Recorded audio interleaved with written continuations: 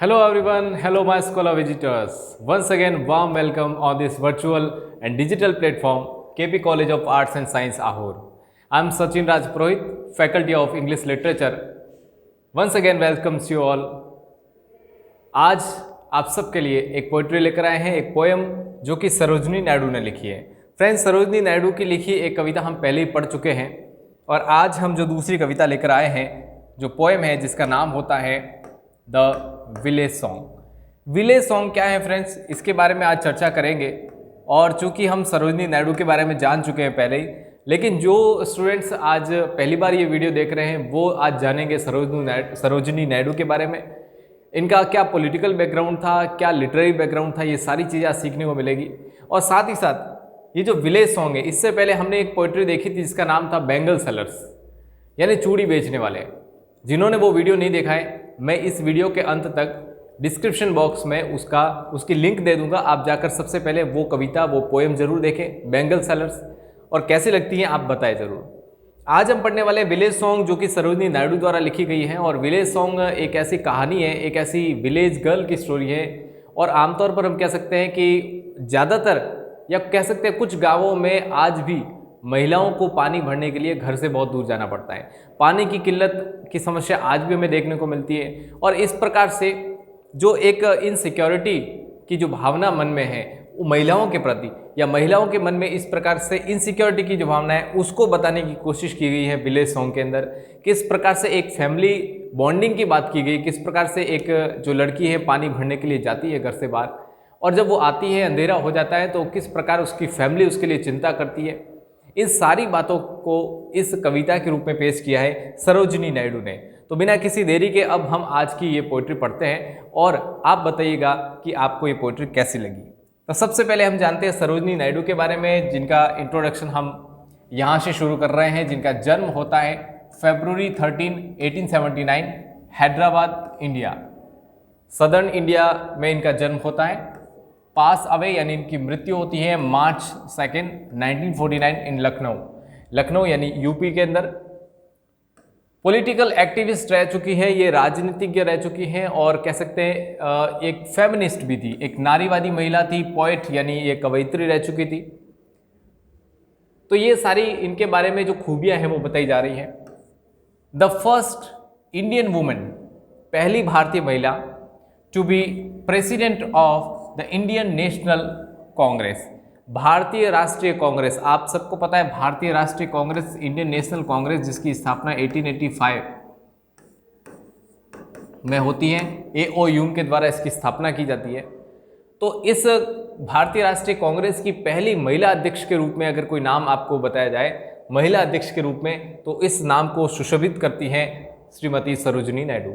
तो नायडू ने यहाँ पर कांग्रेस की कमान भी संभाली थी एज अ प्रेसिडेंट, और उसके बाद to be appointed as an Indian state governor, यानी एक इंडियन स्टेट गवर्नर, यानी भारत के अंदर राज्य में पहली महिला राज्यपाल के रूप में भी जो सुशोभित है उनका नाम होता है सरोजनी नायडू। तो भारत में पहली महिला राज्यपाल के रूप में भी और कांग्रेस की पहली महिला अध्यक्ष के रूप में इनका नाम सुशोभित है। And she was sometimes called the nightingale of India, nightingale of India के नाम से इनको भी जाना जाता है। अब बात करते हैं इनके मेजर वर्क्स, यानी जो उन्होंने काम किए। हालांकि इन्होंने बहुत सारे वर्क्स किए, लेकिन कुछ मेजर वर्क्स की हम चर्चा कर रहे हैं। पहला है द गोल्डन थ्रेशोल्ड 1905, सेकेंड है द बर्ड ऑफ टाइम 1912, तीसरी इनकी रचना है द स्कैप्टर्ड फ्लूट 1928, और चौथी है the feather of the dawn 1961। ये इनका एक ब्रीफ इंट्रोडक्शन था जिसके अंतर्गत इनका जीवन, इनके लिटरेरी और हिस्टोरिकल, या कह सकते हैं पॉलिटिकल बैकग्राउंड, और उसके साथ इनका जो लिटरेरी चीज़ें हैं, इनका जो मेजर वर्क्स है, उनकी चर्चा की गई है। अब हम बात करते हैं इस पोएम के बारे में जो आज हम पढ़ने वाले हैं, और उस पोएम का नाम है village song. Village song friends, क्या है विलेज सॉन्ग और इसके अंदर क्या है? लग रहा होगा कि कोई न कोई गीत बज रहा है, हालांकि इसके अंदर संगीत की आवाज़ भी आपको सुनाई देगी। मल्टी डायमेंशनल पोएम, एक ऐसी पोएम है जिसके अंदर मल्टी डायमेंशन है। डायमेंशन का मतलब बहुत सारे आयाम है, बहुआयामी ये कविता है। अ विलेज गर्ल, यहाँ पर एक मुख्य जो कैरेक्टर है उसका वो है एक विलेज गर्ल, हालांकि इसका नाम नहीं दे रखा लेकिन एक विलेज गर्ल आपको इसमें नजर आएगी। 22 lines poem divided into 2 stanzas. 2 stanza, stanza का मतलब होता है कविता के अंदर जो छंद होते हैं वो छंद है। 2 प्रकार के छंद है जो कि 22 लाइन के अंदर 2 भागों में डिवाइड है। तो ये लगभग 2 स्टैंजा की ये पोएम है। आइए बिना किसी देरी के अब इस पोएम को पढ़ते हैं। अभी एक मैं आप सबसे रिक्वेस्ट कर रहा हूँ कि ज़्यादा से ज़्यादा इस वीडियो को शेयर करें। नए हैं अगर चैनल पर तो चैनल को सब्सक्राइब करें, ताकि जो अभी एग्ज़ाम 5 मई से आपके होने वाले हैं और आपको नोटिफिकेशन मिलता रहे, जो भी नया वीडियो यहाँ से अपलोड किया जाएगा उसका नोटिफिकेशन आपको मिलता रहे। तो चलिए अब हम पोइट्री को शुरू करते हैं। Full are my pitchers, full are my pitchers and far to carry. देखिए फ्रेंड्स, ज़्यादा कोई डिफिकल्टी नहीं होती है पोइट्री के अंदर, बस आपको जो वोकैब्स है उनके बारे में जानना जरूरी है। फुल का मतलब होता है फुल भर जाना। ऑफ माई पिक्चर्स, पिक्चर्स का मतलब होता है जैसे पॉट होते हैं, मटके होते हैं, घड़े होते हैं, उस घड़ों को ही बोलते हैं पिक्चर्स। तो फुल आर माई पिक्चर्स यानी जो महिला या जो कह सकते हैं विलेज गर्ल जो पानी लेने के लिए घर से बहुत दूर गई है, कहाँ गई है, कुएं पर गई है, नदी पे गई है, तालाब के पास गई है, ये तो अभी तक नहीं शो नहीं हुआ है, लेकिन हमें ये जरूर पता है कि एक महिला है जो पानी लेने के लिए घर से दूर गई है, वो वर्णन कर रही है। फुल आर माई पिक्चर्स, मेरे जो पानी के जो घड़े हैं वो फुल भर गए हैं, और फार यानी दूर है, टू कैरी, कैरी का मतलब होता है ले जाना। अब यहाँ से वापस घर की ओर जाना और उनको साथ में लेकर जाना बहुत दूर है, यानी इसका घर बहुत दूर है। लोन, लोन का मतलब हम कहते हैं अलोन या अकेला या सुनसान। लोन इज द वे, जो रास्ता है वो लोन है यानी सुनसान है, एंड लॉन्ग और लंबा है। घर जाने का जो रास्ता है वो बहुत लंबा है और सुनसान है, और इस महिला को वो जो पानी से भरे हुए घड़े हैं उनको साथ में लेकर घर पे जाना है। तो एक तरह से इसने अपनी परेशानी यहाँ पर शो करने की कोशिश की है। Why oh why was I tempted to tarry, why oh why I tempted to tarry, मैं क्यों ललचा गई हूँ रुकने के लिए। टैरी का मतलब होता है ना ठहर जाना, ठहर गई है ये, क्यों ठहर गई हूँ मैं यहाँ पर, ये क्यों ठहरी हमें भी नहीं पता। लेकिन अगली लाइन कह रही है ल्यूड बाय द बोट्समैन सॉन्ग, यानी जो बोट्समैन का जो सॉन्ग है, यानी एक नाविक है वो कुछ गाना गुनगुना रहा है, उस गाने की आवाज़ जो सुन रही है, या कह सकते हैं एक मेलोडियस सॉन्ग की आवाज़ उसको सुनाई दे रही है जो कि बोट्समैन गा रहा है, उसने उसको आकर्षित किया है, ल्यूड किया है, उसको ललचा दिया है। यानी वो ललचा गई है और उस गाने को सुनने के लिए वो थोड़ी देर के लिए वहाँ पर ठहर गई है, और वो खुद से ही पूछ रही है कि मैं यहाँ पर क्यों ठहर गई हूँ, क्यों रुक गई हूँ। यानी कई बार हम भी चलते चलते कोई ऐसा म्यूज़िक सुनते हैं जो हम या तो हम म्यूज़िक की ओर अपने कदम बढ़ाते हैं, या जहाँ म्यूज़िक बज रहा है वहीं पर हम खड़े रह जाते हैं, ठिठक कर रह जाते हैं। तो ये स्थिति इस महिला के साथ हो रही है कि जो बोट्समैन का सॉन्ग बज रहा है उस सॉन्ग को सुनते हुए ये भाव विभोर हो गई है और यहाँ पर इस गाने को सुन रही है। Swiftly the shadow of night are falling. अब एटमॉस्फेयर कैसा है वहाँ का, स्विफ्टली यानी बहुत तेजी से, shadow of night, shadow of night का मतलब होता है अंधेरा, आर फॉलिंग यानी अंधेरा घिरता जा रहा है। यानी कहने का मतलब है कि रात बढ़ती जा रही है, यानी शाम का समय है, ये महिला जो है या ये कह सकते हैं विलेज गर्ल जो है ये पानी भरने के लिए घर से बहुत दूर गई है, और वहाँ पर अब रात का समय है, यानी क्योंकि ये गाना सुनने के लिए वहाँ पर रुक गई है, बोट्समैन का सॉन्ग, और अब धीरे धीरे क्या है, धीरे धीरे नहीं, यहाँ लिखा है स्विफ्टली, यानी बहुत तेजी से क्या है, रात घिर रही है, अंधेरा घिरता जा रहा है, यानी रात बढ़ रही है। हियर ओ हियर, सुनो, ध्यान से सुनो, is a white crane calling, white crane calling, crane का मतलब फ्रेंड्स होता है सारस। फ्रेंड्स क्रेन आपने सुना होगा, ये होता है सारस, एक सफ़ेद कलर का पक्षी होता है, इसको सारस बोलते हैं। तो ये कह रही है hear oh hear is a white crane calling, सुनो सुनो, ध्यान से सुनो। क्या आपको क्रेन यानी सारस की आवाज़ सुनाई दे रही है क्या? इज इट द वाइल्ड ओल क्राई, या फिर ये कोई जंगली उल्लू की आवाज़ है? यानी इसको रात के समय, हम भी जानते हैं कि रात को जब हम आते हैं तो बहुत सारे कुछ पक्षी होते हैं, कुछ अंधेरे में गुनगुनाने वाले पक्षी भी होते हैं, और उनकी आवाज़ हमें सुनाई देती है। इस महिला को भी इस प्रकार की कोई न कोई आवाज़ सुनाई दे रही है, क्रेन की आवाज़ सुनाई दे रही है, ओल की क्राई सुनाई दे रही है। तो यह एक क्वेश्चन बन सकता है कि वो कौन कौन सी आवाज़ें सुन रही है बोट्समैन के सॉन्ग के अलावा। तो यहाँ एक नाम तो आ जाएगा क्रेन और दूसरा आ जाएगा ओल। अब आगे बात करते हैं, there are no tender moons been to light me. यहाँ पर चंद्रमा नहीं है, चांद की रोशनी भी नहीं आ रही है, चंद्रमा नहीं है, चांद की रोशनी नहीं पड़ रही है, यानी कि या तो ये अमावस्या की रात है या फिर बादलों के पीछे चंद्रमा छुप गया है। ये आगे हमें डिस्क्लोज होगा सारी चीज़ें, लेकिन यहाँ फिलहाल ये कहा जा रहा है there are no tender moons been to light me. यहाँ पर चंद्रमा नहीं है, ना ही चंद्रमा की रोशनी है, यानी मून्स बीन नहीं है, यहाँ पर चंद्रमा की रोशनी नहीं है जो मुझे रास्ता दिखा सके, यानी अंधेरा है। ओल या क्रेन की उसको आवाज़ सुनाई दे रही है, यानी पूरी तरह से एक तरह से डरावना माहौल यहाँ पर बन गया है। If in the darkness a serpent should bite me, यहाँ अब इसके अंदर मन में एक डर पैदा हो गया है, एक स्कैरसिटी कह सकते हैं। ये कह रही है कि अगर मुझे कोई serpent, if in the darkness, अगर इस अंधेरे में serpent should bite me, bite का मतलब होता है काटना, सरपेंट यानी सांप, अगर मुझे कोई सरपेंट यानी अगर कोई स्नेक है वो मुझे इस अंधेरे में काट दे, और if an evil spirit, evil spirit का मतलब होता है कोई बुरी आत्मा, शुड स्माइट मी, स्माइट का मतलब होता है हमला करना, क्या करना, हमला करना, यानी असॉल्ट करना। अगर कोई बुरी आत्मा मेरे ऊपर हमला कर दे, या इस रात के अंधेरे में, घनघोर अंधेरे में अगर कोई सांप मुझे काट दे, राम रे राम आई शैल डाई, राम रे राम यानी अपने प्रभु को याद कर रही है, अपने भगवान को याद कर रही है और कह रही है हे राम मैं तो मर जाऊंगी, यानी आई शैल डाई, यानी मेरी मौत निश्चित है। अगर कोई बुरी आत्मा ने मेरे ऊपर हमला कर दिया, इस अंधेरे में अगर किसी सांप ने मुझे काट दिया तो निश्चित है मैं मर जाऊंगी।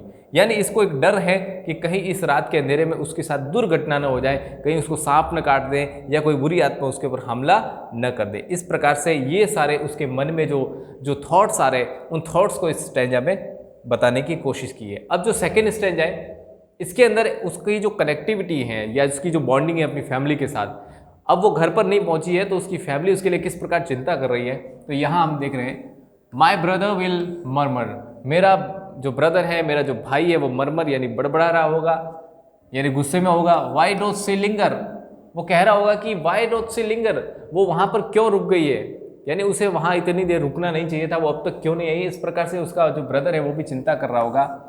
माई mother will wait and weep, मेरी माँ जो है, और हम जानते हैं माँ का जो प्रेम है वो बहुत अधिक होता है, माँ बहुत जल्दी भावुक भी हो जाती है। माता से जो प्यार करे वो लोग निराले होते हैं, और माँ का आशीर्वाद मिले वो किस्मत वाले होते हैं। तो माँ हमेशा अपने बच्चों के लिए बहुत अच्छा सोचती है और बहुत जल्दी भावुक हो जाती है, और वो कह रही है कि मेरी माँ क्या कर रही होगी, वो मेरा वेट कर रही होगी, और वेट करने के साथ वीपिंग यानी रो रही होगी, एक तरह से उसको रोना आ रहा होगा क्योंकि मैं अब तक घर नहीं पहुंची हूँ। सेइंग, और ये कहते हुए oh safe may the great gods bring her, भगवान हे प्रभु श्री राम, मेरी बेटी जो है उसको सुरक्षित आप घर तक ले आइए, घर तक पहुंचा दीजिए। ये उसके मन के अंदर एक प्रार्थना है भगवान के लिए, उस बेटी के लिए भगवान से वो प्रार्थना कर रही है कि मेरी बेटी को जहाँ भी है उसको सिक्योरली मेरे घर तक पहुँचा दें। The Jamuna's water are deep, Jamuna का जो वाटर है यानी जो पानी है वो वाटर डीप है यानी बहुत गहरा है। अब यहाँ एक बात देखने को मिल रही, एक रिवर का यहाँ वर्णन हो रहा है, जिस रिवर का नाम है जमुना, और इसको हम यमुना नदी भी कहते हैं, देशज भाषा में हम कह सकते हैं जमुना कह सकते हैं। तो जमुनाज वाटर आर डीप, हमें इस बात से हमें पता चलता है कि जो वो लेडी थी या जो विलेज गर्ल थी तो पानी भरने के लिए यमुना नदी के पास गई है। तो इसकी माँ कह रही है कि जमुनाज वाटर आर डीप, जमुना का जो पानी है वो बहुत गहरा है, उसको डर है कि कहीं उस गहरे पानी में डूब तो नहीं गई है। The Jamuna's water rush by so quickly, rush by so quickly का मतलब होता है कि बहुत तेजी से बहता है। जमुना नदी का जो पानी है वो बहुत तेजी से बहता है, कहीं मेरी बेटी उसमें बह तो नहीं गई है। हालांकि ये कह नहीं रही है, लेकिन ये सारी बातें जब माइंड में आती है तो ऐसा डर उत्पन्न होता है कि कहीं कोई दुर्घटना न हो जाए। तो यमुना नदी के बारे में ये वर्णन किया गया है। The shadows of evening gather so thickly, यानी शेडो ऑफ इवनिंग का मतलब भी यही है कि अंधेरा जो है वो घना होता जा रहा है, थिकली यानी घना हो रहा है, यानी अंधेरा बढ़ता जा रहा है, रात और काली होती जा रही है। Like black birds in the sky, ऐसा लग रहा है जैसे पूरे आकाश में काले पक्षी उमड़ आए हो, काले पक्षी पूरे आकाश को घेर चुके हो, और इसलिए ऐसा लग रहा है कि पूरा आसमान क्या हो गया, काला हो गया है। यहाँ पर फ्रेंड्स लाइक का यूज़ किया है, और लाइक एक तरह से सिमिली, आपने ये वर्ड सुना होगा, सिमिली मेटाफोर नाम सुना होगा, यहाँ पर लाइक का यूज हुआ है इसलिए यहाँ पर सिमिली होगा। Oh if the storm breaks what will betide me, अगर कोई स्टॉर्म का मतलब होता है तूफान। फ्रेंड्स, स्टॉर्म का मतलब होता है तूफान, यानी अगर कोई तूफान आ जाए, व्हाट विल बिटाइड मी, कौन मुझे बिटाइड करेगा। बिटाइड का मतलब होता है उसको गाइड करना, उसको मार्गदर्शन देना, उसको रास्ता बताना। यहाँ पर इसके मन में एक ख्याल आ रहा है कि कहीं कोई तूफान आ गया तो मुझे रास्ता कौन बताएगा। यहाँ एक बात ये भी नोट करने वाली है कि यहाँ पर मौसम भी बहुत खराब हो सकता है, ऐसा भी देखने को मिलता है। Safe from the lightning where shall I hide me. Safe लिखा है safe from the lightning. Lightning का मतलब यहाँ पर है जो बिजली चमकती है आसमान में, अगर बिजली चमकेगी उससे मुझे कौन बचाएगा। आई हाइड मी, मैं अपने आप को कहाँ पर छुपाऊंगी, ये उसके मन में ख्याल आ रहा है। इससे पता चल रहा है कि बाहर का जो मौसम है वो कहीं की जो अंधेरा हो चुका है, पूरे आसमान में अंधेरा जो नज़र आ रहा है वो उसका कारण भी हो सकता है आसमान में क्या हो, बादल छाए हुए हो, और इन बादलों के कारण लग रहा हो कि शायद अंधेरा हो गया है। Safe from the lightning where shall I hide me, इस चमचमाती जो कड़कती बिजली के अंदर मैं अपने आप को कहाँ पर छुपाऊंगी। अनलेस दो सकर माई फुट स्टेप्स, दो मतलब यानी तुम, अनलेस तुम या कोई और, अनलेस दो sucker my foot steps and guide me, जब तक कि कोई मुझे गाइड नहीं कर लेता, सकर यानी गाइड नहीं कर लेता, जब तक कोई मुझे अपना रास्ता नहीं बता देता कि मुझे घर की ओर कहाँ किधर से जाना है, या मेरे फुट स्टॉप्स जो है उसको गाइड नहीं कर देता, मेरे जो कदमों हैं उन कदमों को रास्ता नहीं दिखा देता, तब तक शायद मेरा यहाँ बचना मुश्किल है। लास्ट में वही बात दोहरा रही है, राम रे राम आई शैल डाई, मैं तो मर गई, यानी मैं तो मर ही जाऊंगी। इस प्रकार उस जो लड़की है, जो विलेज गर्ल है, उसके मन में जो डर है, उस डर को यहाँ दिखाने की कोशिश की है कि किस प्रकार से यहाँ एक स्टेज को भी दिखाने की कोशिश की गई, किस प्रकार से गाँवों की महिलाएं होती है। ऐसे बहुत सारे गांव हैं जहाँ पर महिलाएं पानी भरने के लिए घर से बहुत दूर जाती है, रात का अंधेरा होता है, एक इनसिक्योर की जो फीलिंग है वो यहाँ पर जस्टिफाई करने की या बताने की कोशिश की है कि उन महिलाओं के लिए कितनी सारी मुसीबतें हैं। रात के अंधेरे में स्नेक या सरपेंट के काटने का भी डर रहता है। हो सकता है कोई बुरी आत्मा, यहाँ पर बुरी आत्मा के माध्यम से बताने की कोशिश की होगी कि कुछ लोग ऐसे हैं जो उनको कहीं कहीं हर्ट कर सकते हैं। ऐसे लोग या ऐसे बुरे लोगों को यहाँ पर इंगित करने की कोशिश की है। तो एक महिला सिक्योरिटी या विमेन एम्पावरमेंट की भी यहाँ पर चर्चा हम कर सकते हैं। तो बहुत ही अच्छी ये एक पोइट्री है, मुझे लगता है कि आप सबको पढ़नी चाहिए, और not only for the examination. मैंने फिर से कह रहा हूँ, केवल एग्जाम के लिए हमको नहीं पढ़ना है। इनको कहा जाता है कि साहित्य जो होता है उसमें डूबना पड़ता है, you will have to sunk in the literature. तो लिटरेचर के अंदर आपको डूबना पड़ेगा और तब इस लिटरेचर का आनंद आएगा। तो फ्रेंड्स, आज की ये कविता यहीं पर पूरी होती है सरोजनी नायडू की। आपको ये कविता कैसी लगी, पहले तो वीडियो को लाइक करें और उसके बाद आपके कमेंट्स हमको मोटिवेट करेंगे कि हम आपके लिए और भी वीडियोस लेकर आए। आगे अब जो एग्ज़ाम्स आ रहे हैं, exams are on the head, उसकी जो स्ट्रैटेजी है उस स्ट्रैटेजी पर भी हम आप तक एक वीडियो लेकर आएंगे। वो आप सबके क्वेश्चंस लेने के बाद शायद हम वीडियो बनाएंगे। आप सबके इंग्लिश लिटरेचर को लेकर क्या क्या क्वेश्चंस है, क्या क्या प्रॉब्लम्स आपको आ रही है, कमेंट बॉक्स में ज़रूर बताएं। वीडियो अंत तक देखने के लिए आप सबका तहे दिल से आभार। Backs of thanks to you all.